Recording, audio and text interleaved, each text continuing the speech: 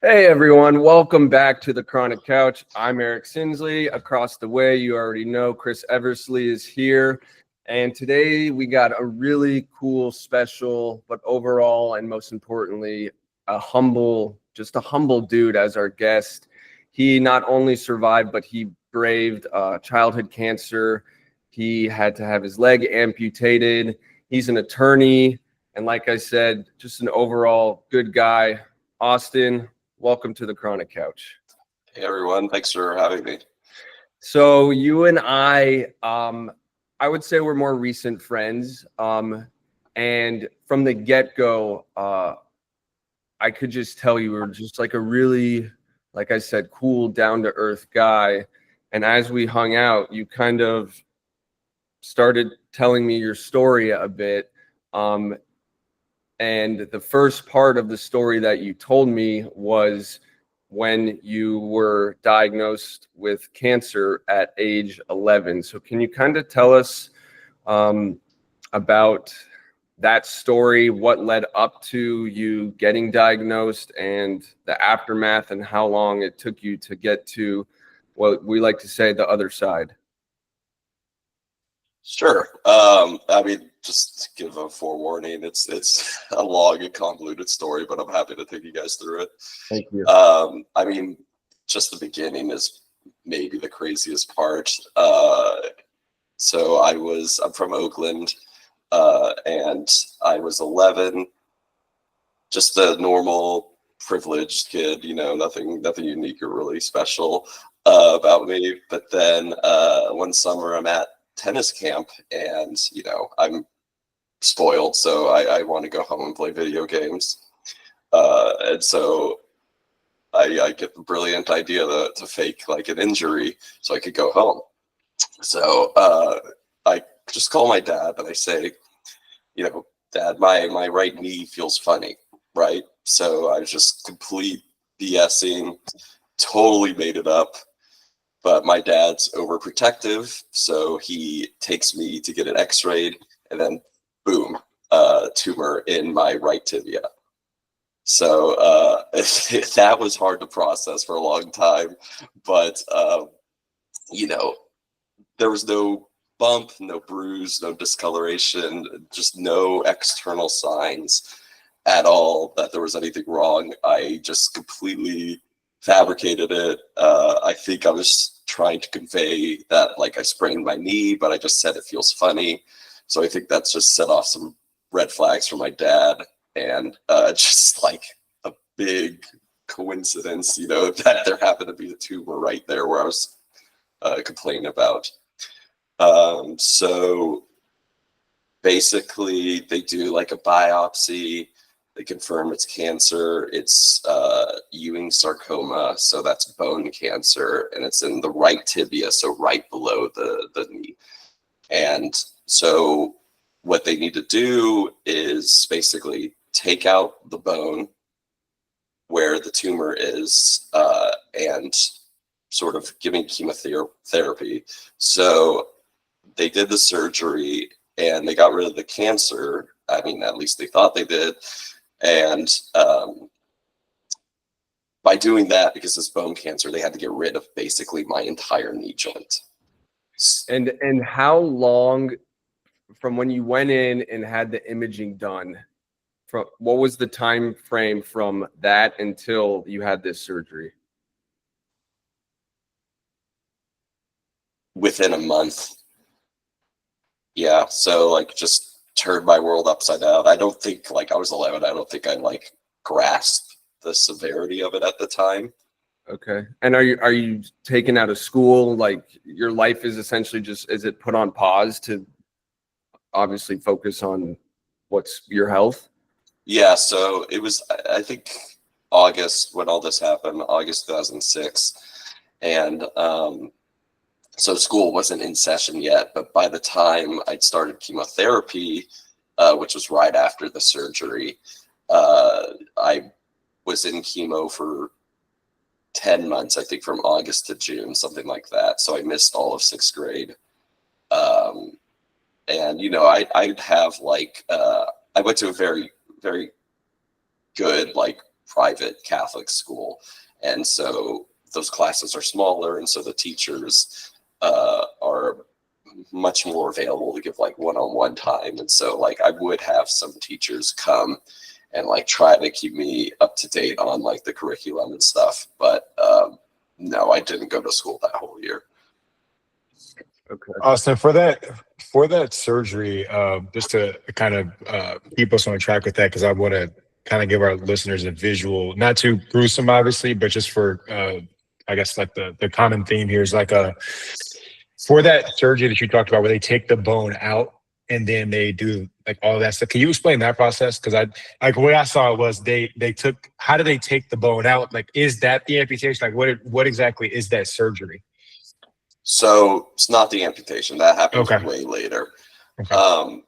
So basically, I can't remember the precise name of the surgery, but like it's very hard to explain. But I essentially afterwards did not have a knee joint. So imagine your knee, but like filled with fluid instead. And so it can sort of like flop around and like has no strength or stability there. So like that whole year I was doing chemo, I wasn't able to walk. So I'm on crutches, I'm in a wheelchair. And eventually after the chemo, you know, the chemo was ultimately successful. I was cancer free. But afterwards, I needed a knee replacement surgery because I had no knee joint. So the surgery basically removed my knee from inside my body. And then when that happens, like I had like liquid just fill the gap. And so it's like a very bizarre, like honestly gross thing, having a knee like that or missing a knee and having that situation happen. But, you know, it's pretty, I mean, remarkable, like just seeing the process, the surgical process, I guess, firsthand, even though I don't think I was like really processing it at the time. Okay, so you have this surgery, and essentially it was about a year time span for you to kind of figure out that you were cancer free. Yeah, so I did the surgery and chemo started right after it happened. And, you know, I'm going off my best memory. This is like accurate, but like it's still like something I've repressed over the years. A lot of this, like my time during chemo, I only remember fragments. I remember that I was doing it probably like for a few days every 2 or 3 weeks during that 10-month span. And you just feel like it just poisons you, because that's essentially what it is. It's just the chemo is poisoning your whole body, but it's targeting where the cancer is. So the idea is that it kills the cancer faster than it kills you. And I think I still deal with like the repercussions of chemo. I think, and this could be make believe, but I think it like probably caused me to have a horrible sense of smell. It's almost non-existent, and a lot of stomach issues. Okay. So at 11, 12 years old, are you even able to like conceptualize what is happening? Is it do you remember, and I don't want to poke a sore wound too hard here, but like, is it an isolating experience, or is it just like, yo, I'm a kid, I know something's wrong, and I'm just going through the motions, and my dad's taking me to all these appointments? Is that kind of what's going on? It's kind of like a combo of both those things. Like, I had a pretty tight knit friend group, because at my school, you know, it's the same 30 people each year in class. But then all of a sudden, I can't go to school. I'm too sick to hang out with. So it's very isolating in that sense, that like my social activity levels just dropped to zero. And then my dad, you know, he's an incredible father. I was very lucky to have him. He still was like a single father who's also a lawyer and trying to, you know, keep things afloat for me. But you know, he would take me to all my appointments and stuff. And at that time, like, it's sort of, like you said, like I was just like a bystander. I was just like showing up at the appointments, not entirely like understanding what was going on. And, you know, my dad was handling all the logistics, all the ins and outs of like, what do we do? What happens next? And I was sort of just along for the ride at that point. Okay. So take us through your high school years and then what led to the amputation. Sure. So, I mean,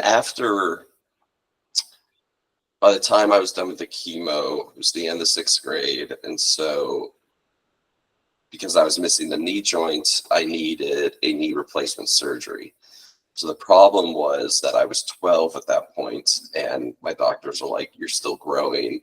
You can't get the knee replacement yet because we need you to get taller. Because otherwise, like, because your growth plates are like, my growth plates in my right leg were like gone. So like it couldn't grow with the rest of my body. And so like the knee replacement would need to be put in at a later date. So they ultimately chose age 15. So for those 3 years, I was wearing what's called a KFO, a knee foot orthotic. And it's basically like a giant leg brace exoskeleton, right? So it goes all the way from a foot plate to the top of my thigh. And it basically like simulates the knee, because I didn't have one, simulates the knee, allows me to have strength and stability, it allows me to walk. And it was just like so bulky and cumbersome. And, you know, I had to wear shorts all the time because it's not going to fit under pants. But the interesting thing is, like, I didn't necessarily have a lot of pain at that time. Like, there was a good amount of discomfort, but like most of the pain came later. So once like right after I finished my freshman year of high school, when I was 15 is when we did the knee replacement surgery. And the idea was I rehab over summer, I'll be ready for school sophomore year. So things initially seemed to go very well, no problems. You know, I end up going home. My dad and I do the proper wound care, you know, according to the instructions they gave us. And so I go in right before school starts again. And I can't remember exactly the reason we went in. I don't think it was a checkup. I think my dad noticed something was up with my wound, like the scar wasn't healing completely or something. And so he took me in, and, you know, the doctor says, I have an infection, I'm going to lose the leg. And so that's sort of when things took a very dark turn for the worse. Before that, I was sort of just getting through everything by telling myself, like, eventually I'll be somewhat normal. You know, maybe I won't have like a completely healthy normal leg, but I'll be able to do like everyday normal functions. And then all of a sudden, that just completely evaporated. That illusion just like disintegrated, and my whole world came crashing down. Austin, on that, it's tough, man. In terms of the home care that you and your dad had to do, did you also have home health care where they were supposed to come out a couple days a week, or was it just you and your dad on an island essentially? I mean, we had like regular appointments, as far as I can remember. You know, I got very lucky in the sense that I was living in Oakland. We're right across from San Francisco, right across the bridge. And so we were using an incredible hospital, UCSF, that was like top notch in oncology, you know, cancer treatment. And then later on, like it also has an incredible prosthetics department. So I got very lucky, and UCSF was always very good to me. But in regards to like at-home treatment, we never really got anything like that. It was usually just my dad and I just following their instructions. And, they were always like very available if, anything came up. So we would just, I think, call for advice or help, or guidance, I guess. Right. Okay. No, the reason I wonder is just because I had a similar situation when I had a wound that was open and they sent out home health care, but it was never as much as they said it was going to be. So similar to you, but it was just me and my mom. And like every night, you know how it is. It's like, all right, whatever time y'all choose, you got to rewrap, you got to clean, you got to sterilize, all of these things. So I empathize with you there, man. It's definitely a tough spot to be in. And, shout out to your dad for being there for you through it all, because it's not an easy roller coaster whatsoever. No, I mean, the wound care stuff is just sucks so much. I mean, I've always been like a huge shower guy. Like it's the first thing I do in the morning, and the process for showering with a wound like that and like all the bandages and coverings is so horrible. Like I remember putting the trash bag over my leg, so when I get hit with the water, and then I'm Italian, so I'm hairy even back then, and so like we would tape the trash bag so it wouldn't, get any water inside, and then we got to pull it off my hair. It's just a horrible process. But yeah, no, the wound care stuff was a struggle, and I can't imagine how like terrified my dad was about like doing something wrong, because like, changing the bandage stuff, it like seems simple from the outside, but like when you're doing it, when you have a serious injury, as both of us had, then it's like a pretty terrifying experience, I think. Okay, so the hard question comes is, and then we'll get back to the actual amputation. Were you told, or do you think, or do you have residual thoughts or regrets, or does your dad about like, did you do something wrong that led to you having to amputate your leg? Because I know for me, and obviously the severity is nothing comparable, hi Julia, to nothing comparable to your situation. But when one of my back surgeries got infected, there was an option that it was self-inflicted by accident. Is that something that was a factor going into yours, or was it almost uncontrollable, unstoppable, or do you not even think that way? So in regards to the infection, I don't think we ever got an explanation or reason behind why it occurred. When you do like these surgeries, they always tell you like when you're signing the waiver that you have like a 0.01% chance of infection or something like that. It's probably closer to 1%. And I think it can just be anything. Like we did as proper wound care as we possibly could have, but no matter what you do, even if I was in a hospital that whole time, I think there's still like a chance of infection. And so we never found out what caused it or if we did something wrong. But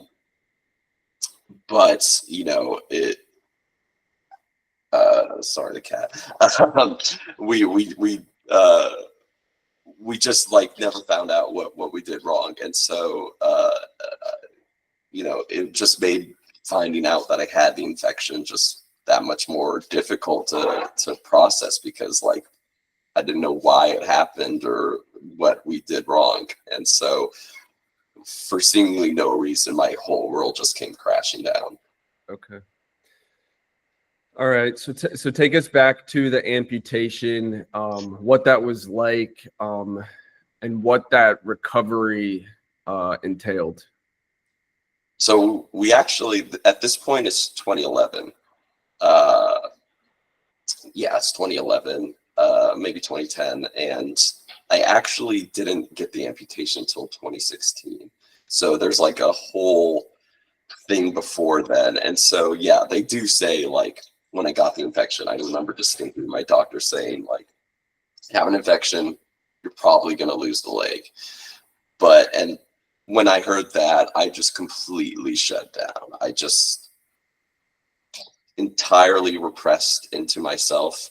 I receded into myself, and I just lost all agency doing that. So I was in no state to make a decision.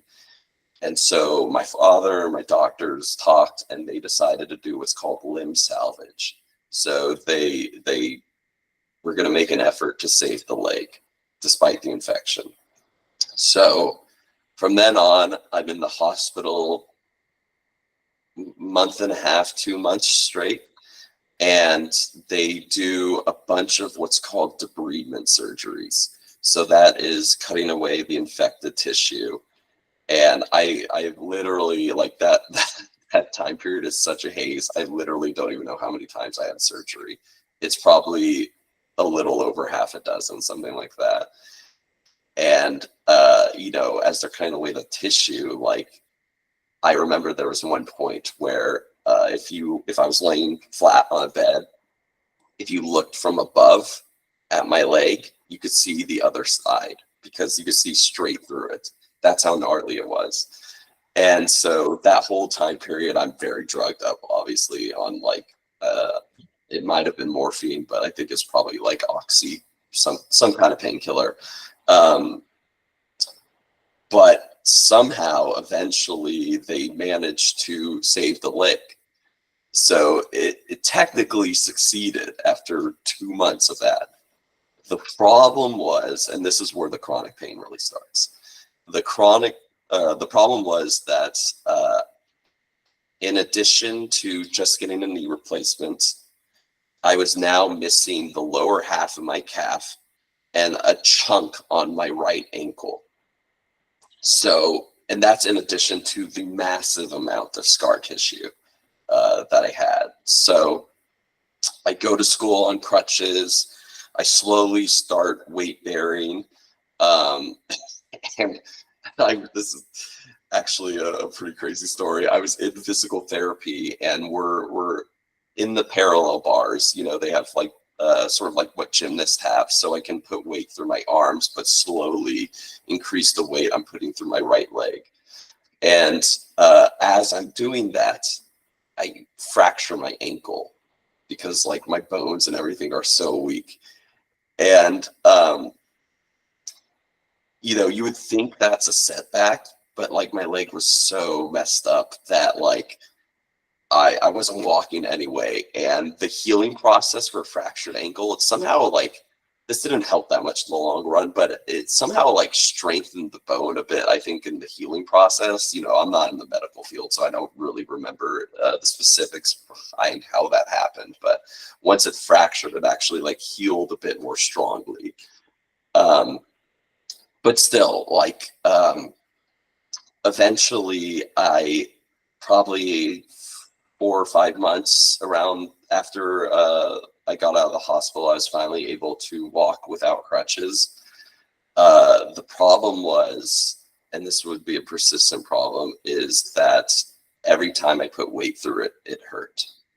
And it wasn't like muscle growth or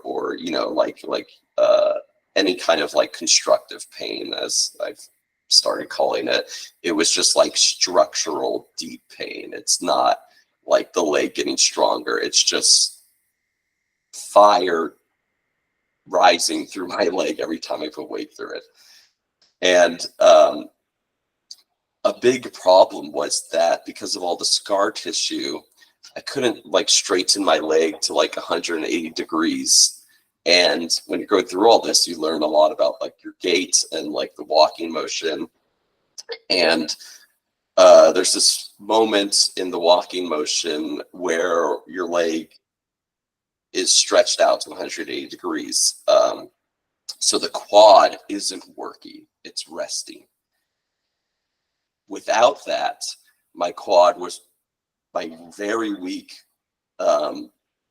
quad was working at full capacity the entire time I'm walking. So beyond just the structural pain, that I get through weight bearing, I'm also walking with a huge limp. And this is like sophomore year of high school where this first starts happening. So I'm like just walking around high school, barely surviving. I'm on painkillers 4 times a day just to get through school. And by the end of school, I'm just so dead tired and so exhausted and sore that everything I did was just like rest so I could do it again the next day. And so my social life just evaporated. You know, I couldn't do anything social, really. It took everything just to go to school. And so I you know, became very depressed. I essentially like just felt like I didn't even have like a personality anymore. Like I wasn't like a person. I just was my pain, I think is a common thing people with chronic pain say. And that's true. Like that's what it felt like. And it took years and years to get over that, because that's the last 3 years of high school for me. Nothing got better. I was in physical therapy like 3 times a week that whole time, and a great physical therapist, really great. And the best that they could do with all that physical therapy is sort of keep things at the level they were. So it was like barely, like not making any progress, just like trying to hinder regression, basically. And even then, my leg, I think it probably slowly got worse. You know, tighter, less range of motion. But like I was so depressed and not in the right mindset to make a decision that, like, you know, even though I should have amputated then, maybe right after high school, I didn't. And so I tried to get into Berkeley, the local college. I didn't get in. So, and I couldn't live on my own anywhere else. And so I went to community college for 3 years, and it's just more of the same thing. It's just every day is just painkillers, and just you go home and play video games or watch TV. And that was my life for 6 years. And then finally, like when I found out I got, you know, I was going to transfer into a 4-year, and I found out I was going to go live in LA, to go to UCLA. After like maybe a week after I made that decision, I woke up one morning and stared at my leg for 5 minutes, and I just realized I got to get rid of this thing. It's like I can't go to school with it. I just got to get rid of it. I got to move on. And so that's ultimately how I came to the decision to get rid of my leg. Is I was sort of finally forced to confront the reality of my situation. And what's weird is that, like, looking back, I don't really think I ever like really considered that option, amputation. I never really like thought about the pros and cons. I never like assessed what would be best for me. I was so depressed and so loaded up on painkillers that whole period. I think I just like focused. I put my focus into school and, you know, video games or whatever, you know, my hobby was, and I just never really constructively thought about what decision I should make that would be best for me. And so it wasn't until that I was forced to that I finally made that decision. Yeah, I think Austin, that's tough in terms of that realization. And I don't know which one is better, right? So just kind of, because we had a former guest on the show who essentially woke up without a leg, and the decision wasn't his, right? And it was a life-saving thing. But, Wow. you know, in your situation where, you know, you have the decision, okay, I have to do this, I have to shed this, And the reason I bring that up is because I think it's interesting because you're also going through this in your psychological development phase, right? So, you start this at 11 years old, and that is obviously when you start to become the building blocks of who you will be.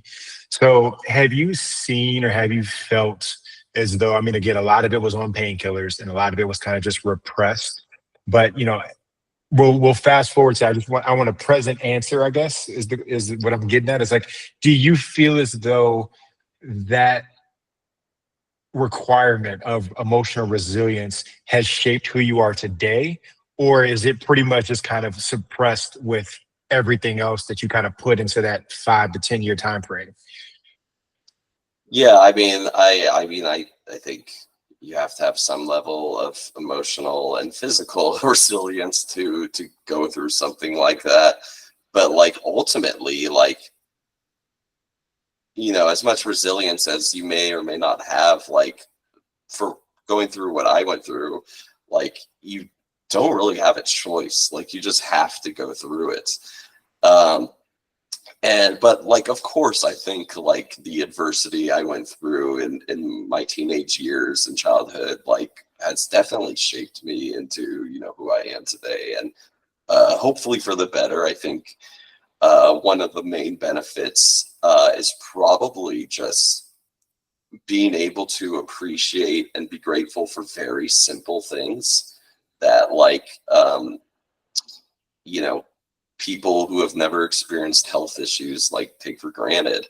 And for me, it's literally just as simple as being able to walk up and down a block without any pain. And when I first got to UCLA, the campus is like all hills, right?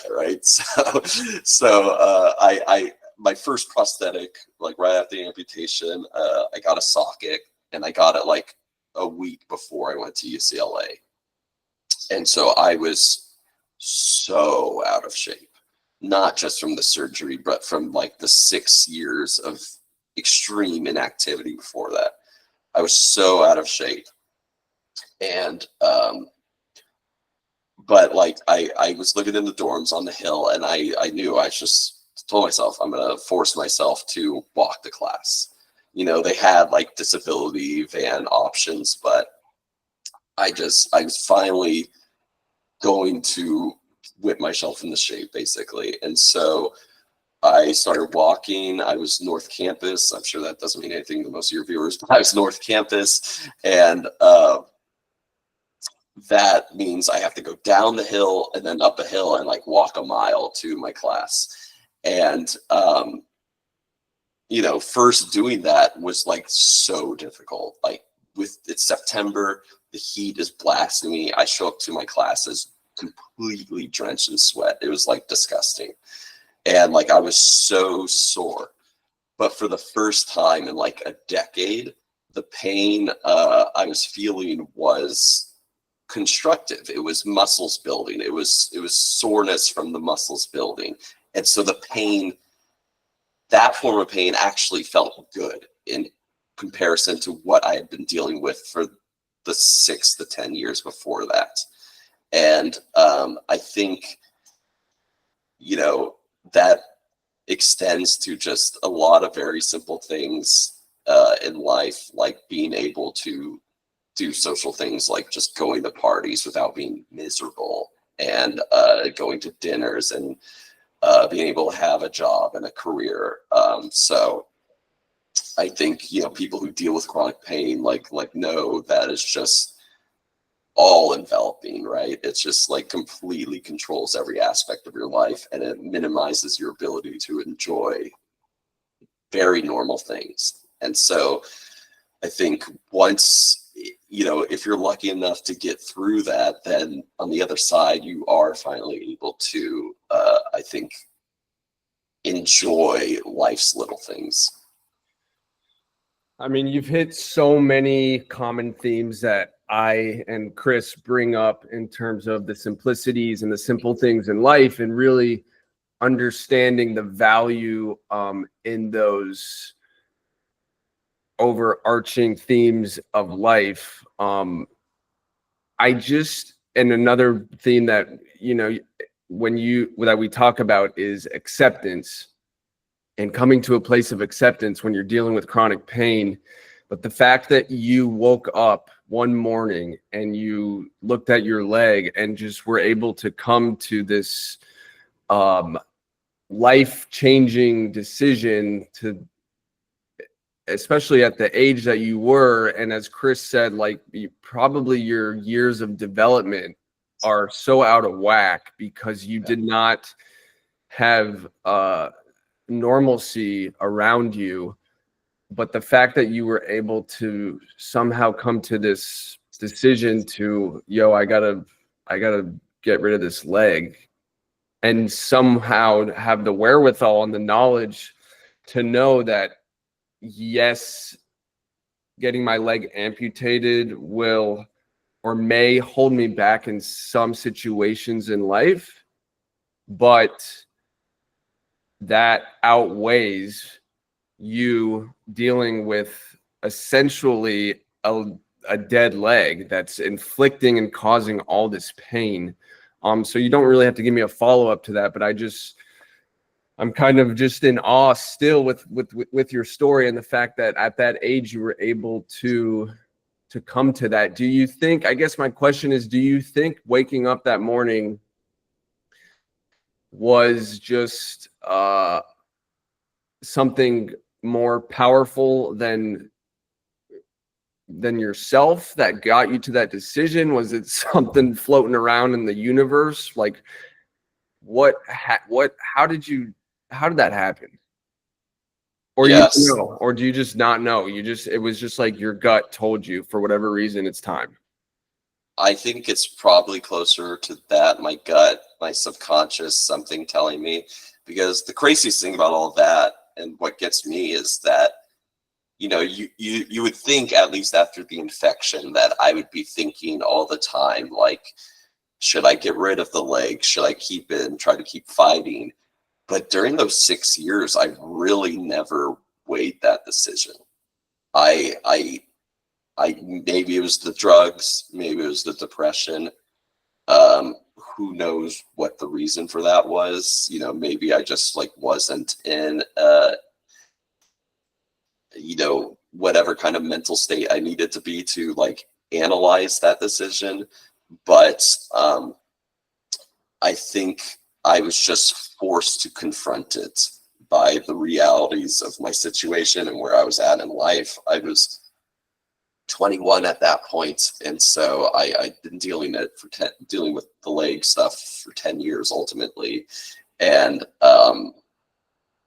I think knowing that I was moving to a different city, going to be on my own, really signified a new chapter in my life. And I think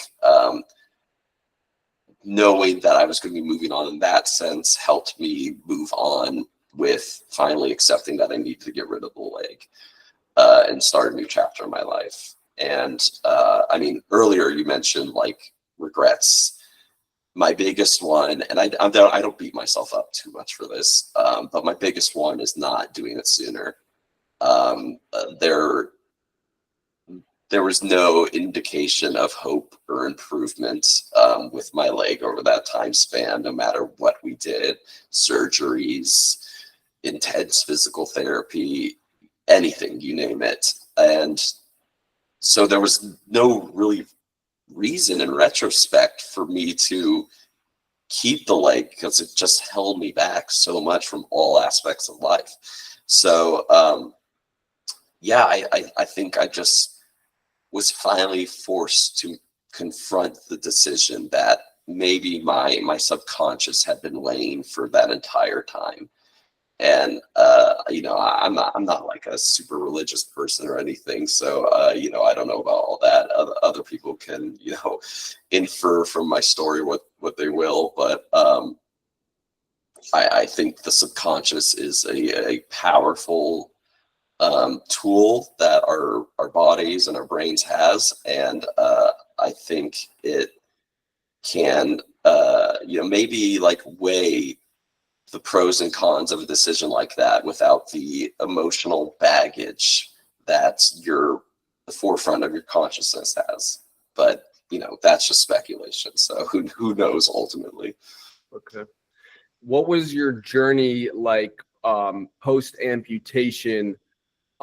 In terms of, you're going to school, you're going to classes, but what was the mental journey like? How did you start to dissipate and clear the fog from your brain in order to get to a place of, yes, acceptance, but a place of striving to be what we all want is in our life is happiness? How did that come about?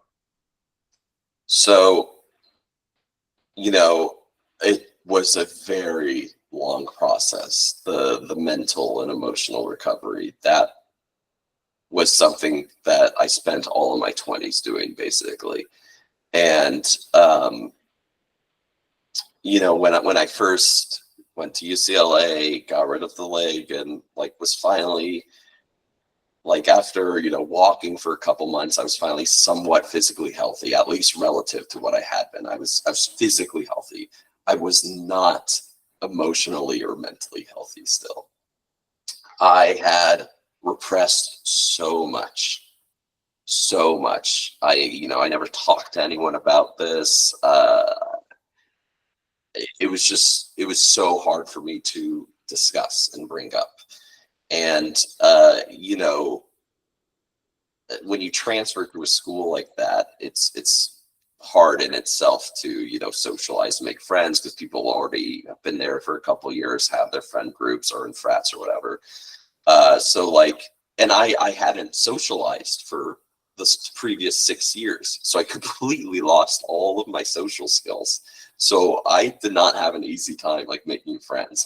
I made one very good friend that I'm still friends with today, but I did not make many friends at UCLA, and I tried, but I had to relearn all of the basic social skills essentially, and that took a long time. And I graduated, and I was just focused on getting back to health and a functional state of living. So I didn't prep myself for a career or anything while I was in school like smart people do. I sort of just drifted through because it was more about just like I said, getting to a functional level of being. And so after I graduated, I didn't have a job lined up or anything, so I just went back home. And all of my friends, from childhood had moved away, gone to school or whatever, moved to New York or LA. So I was pretty isolated again and alone when I went back home. And all of a sudden, before I knew it, I was physically healthy, but I was miserable and depressed again. I was back to the habits of what my life was like when I was going through the thick of everything. I became depressed. I just spent way too much time playing video games. It was I was healthy, but I was still living the same life as I did when I wasn't. So I think that association made me more depressed, and I was miserable. And I think even being in the same house, the same city as I was when I went through everything, added to the depression. And I think a lot of people just generally do feel depressed when they go back home after college. So there was that too. But I do that for a couple of years. I get an accounting job that I hated. It was just so boring. So,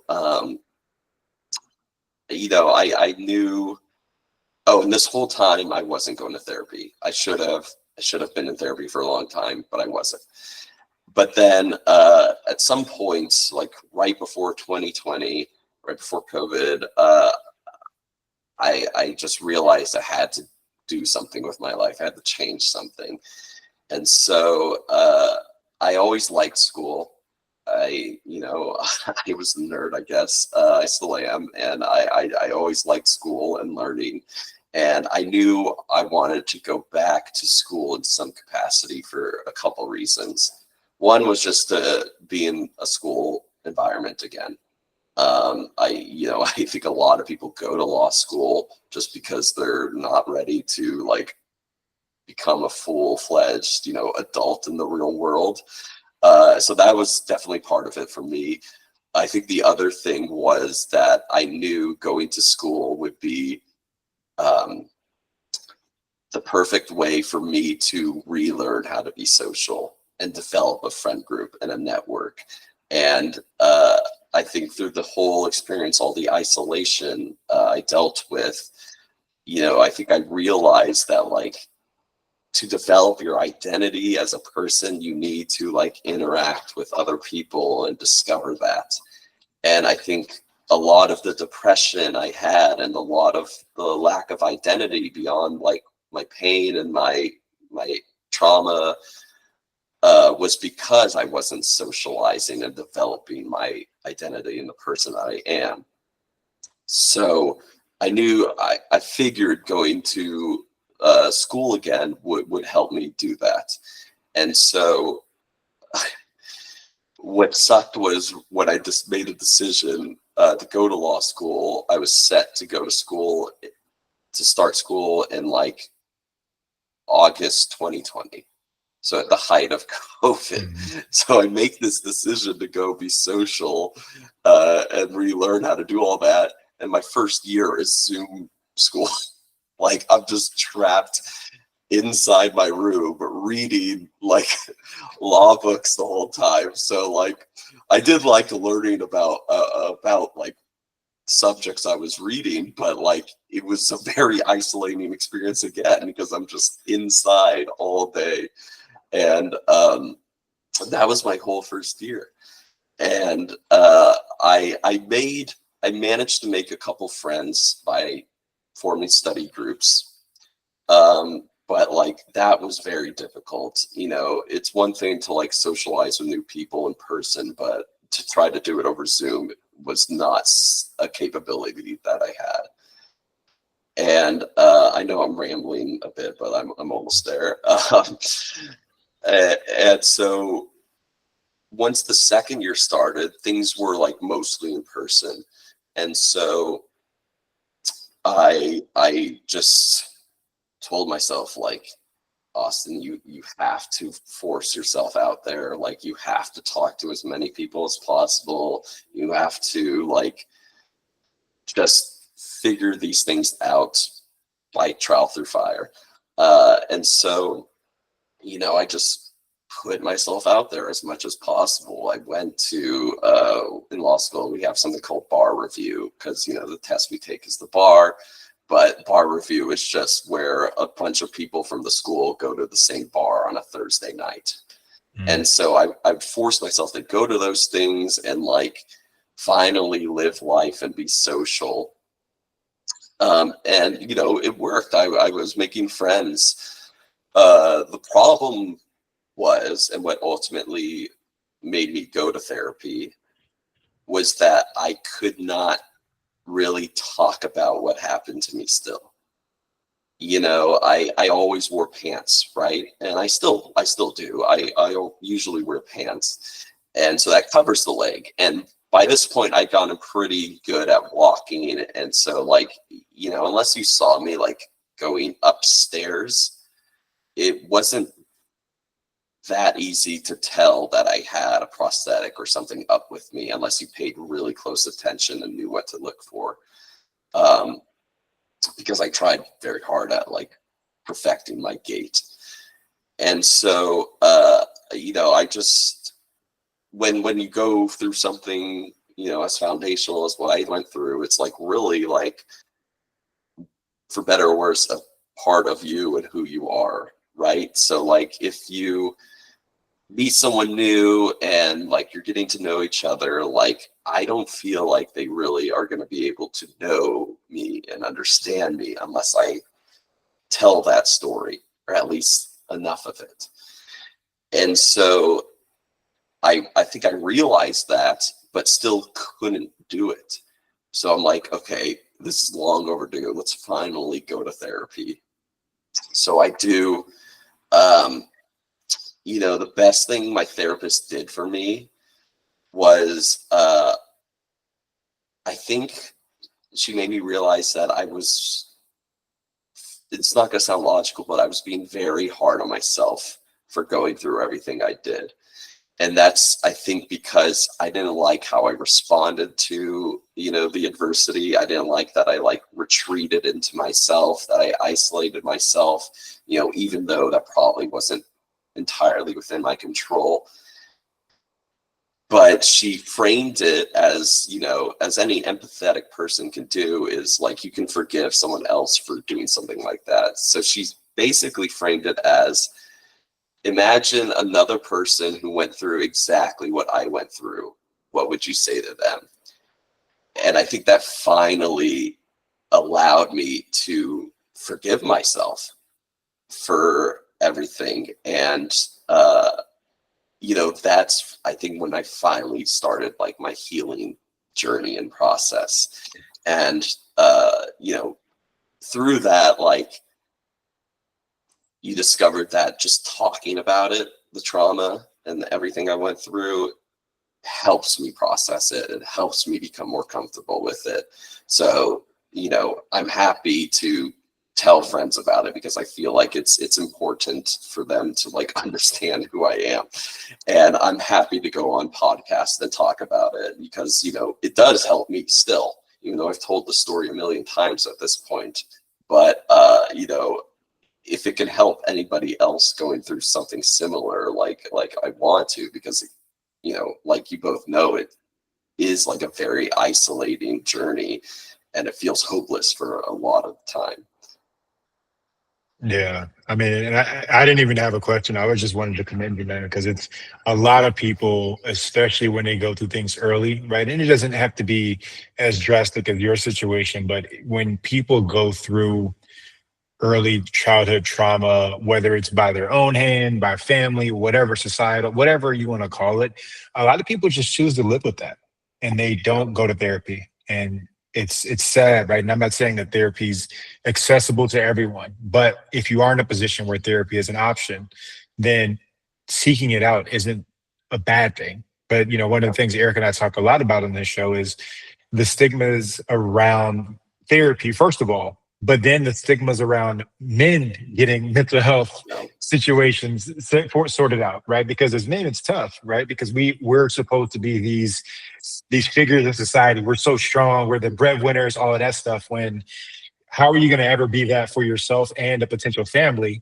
if you haven't been able to unpack that? So, like I said, it was just me wanting to commend you on that, man, because you had all the tools at your disposal to essentially rebuild the life that you wanted to have, whether it be socially, professionally, but you also realized that it was on the other side of a very tall wall that you had to sign up to climb. So again, no questions. I do want to tell you, man, it's inspiring to hear, because there's just so many people who choose to repress it and keep it repressed. Yeah, I mean, I completely understand all that, and there is for sure a stigma behind it. For me, I never was uncomfortable with the idea of doing it. My dad's the son of immigrants, right? So we were not a very emotionally open household, as incredible a father as he was. And I did get so lucky to have him. We never really talked about a lot of the stuff that was going on with me. And I think therapy is honestly could be beneficial for everyone. I think everyone should at least try it. I think for me, the biggest thing was I had all of these anxious and depressing thoughts trapped in my head, right? And so it's just a cycle. It's just bouncing around in my head over and over again. I couldn't sleep at night. I had insomnia problems because I just had these constant anxious thoughts.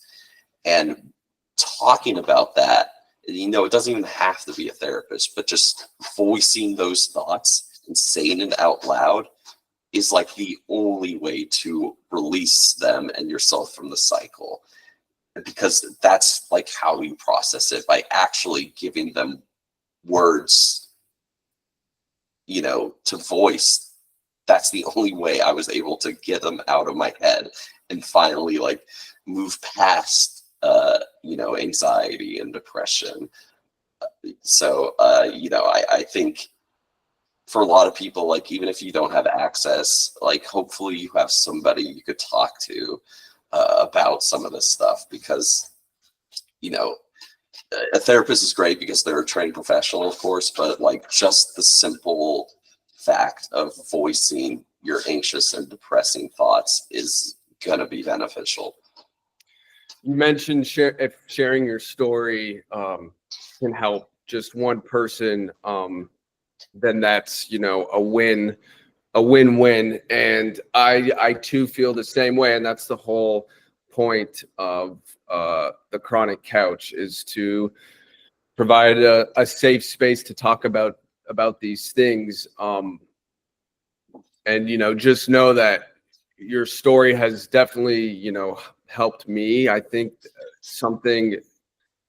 the most beneficial thing of doing the Chronic Couch is listening to people's stories. And your story is like, it's not only your story, but it's your life, and it's what's gotten you to where you've gotten to. And I don't want that to take away from the fact that what you've gone through and what you went through, and for such a big chunk of your life, and how you were somehow able to keep a decently strong head on your shoulders. Obviously, you were going through a bunch of shit mentally, physically, emotionally.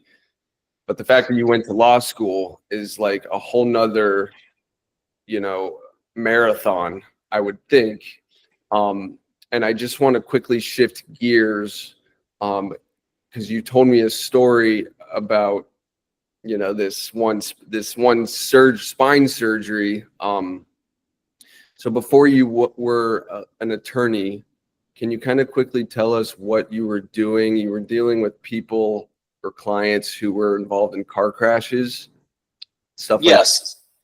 Yeah. So it's actually, this was my first like sort of position as an attorney, was what's called general liability defense. And so it's just like, when you think of lawyers and what you do, that's what it was. It was like run of the mill cases and work. Basically, half were fender benders, right? Like we're representing a company and one of their drivers, you know, rear end somebody.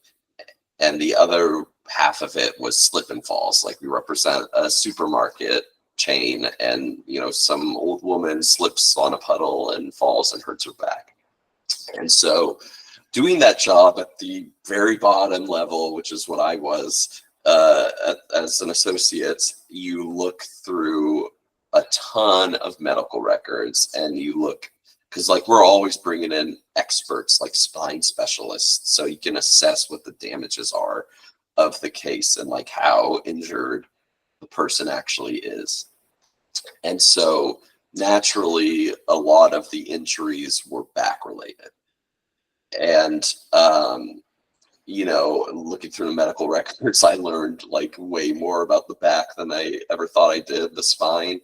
And so, you know, a lot of these people, even if it seems like a very innocent, normal, everyday fender bender, right? Like it could still cause you lifelong back problems. And you know, some of these people are like in their 20s and their 30s. They're not like, they're in the prime shape of their life, and they're still susceptible to injuries like this. And a very common procedure I saw that they would go through was called the spinal cord stimulator. And basically, as far as I can tell what that is that it's a very non-invasive surgery, surprisingly, but they put some kind of device in your like lower spine that you can control with like a remote or an app or something. and it basically like blocks pain signals from your spine to your brain. And I think with a lot of like spine and back treatments, it has varying success. But I do know like some of the people involved, like it completely changed their life. Like it completely blocked the pain, or at least most of it. Because, you know, a lot of it is just like nerve stuff. And so even if there's nothing like identifiable about like the issues, the pain is still very real. And I think the spinal cord stimulator thing that I dealt with a number of times, like, was a very common route that these spine surgeons recommended their patients go through. So I think for anybody experiencing back problems, that's something to look into. Okay, so thank you for sharing that, because in a few weeks, I think for our season 3 of the Chronic Couch premiere, we are going to have my surgeon on, and you know, he performed with my 3 back surgeries, and that's something I want to talk to him about, because I'm just curious to pick his brain. So thank you for telling us about that. You know, I think Chris, unless you got anything, I think that's all I got. Austin, I really commend you. Selfishly, I'm really glad that you're you're still kicking. And because it seems like a big chunk of your life, like I said, was in a life or death situation, whether it was like your actual leg or mentally.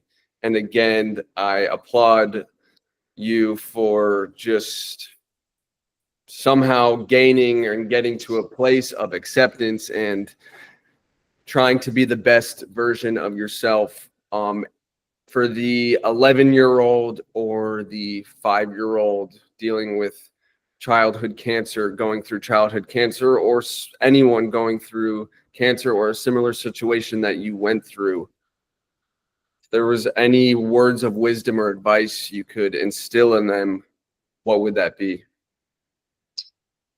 Yeah, so I think this is probably something you guys talk about on your pod, but you know, chronic pain is, I think, something that's a lot more common than a lot of people realize. You know, people who don't have it, but like so many people are living with chronic pain. And you know, as someone who is on just an absurd amount of painkillers for like a 6-year, 7-year time span, like it's so easy to fall into like this sort of addiction trap where you're just, that's the only way you can feel normal and function. And eventually, like, you feel so miserable even when you're on it, but you're trapped, you're like stuck. And so I think, like, I can recognize the harms of it. I eventually got off them. You know, I quit cold turkey after my my amputation surgery, which was not easy. But I think my words of wisdom would just be like, use that as a last resort. Like just, it's gonna be hard, of course, to find alternative means of coping with chronic pain. But I think you need to explore whatever avenues you can find. And I think listening to podcasts like this is a great way to find out alternate ways to deal with it. And like you said, the other thing is just the mental and emotional aspect of it, and just find someone to talk to. Don't isolate yourself. Don't retreat into yourself, because I know how easy it is to do that. It's the natural response to what you're going through, but you just gotta you gotta do everything you can not to isolate yourself, because you're so susceptible with chronic pain to like just depression and anxiety. And if you just don't have like some kind of support network, which I know a lot of people don't, but if you don't, then it just becomes so much harder to deal with. So I think those would be like my two words of advice, would be just explore whatever means of recovery you possibly can. And that includes just finding some kind of support network with whatever people are closest to you. Thank you. I totally relate to the painkiller avenue. I can't imagine 6 years of it. I was like I personally was in increments of 4 or 5 months, which I thought was a lot. So six years is kind of mind blowing. But again, Austin, thank you so much for hopping on the Chronic Couch with Chris and I. We really, really appreciate it. I know that your story is going to continue not only to help myself, but will help others. If anyone out there has any questions for Austin, feel free to hit me up and I'll shoot them his way. Until next time, Chris, Eric, Austin, this has been a great episode. We'll see y'all next time.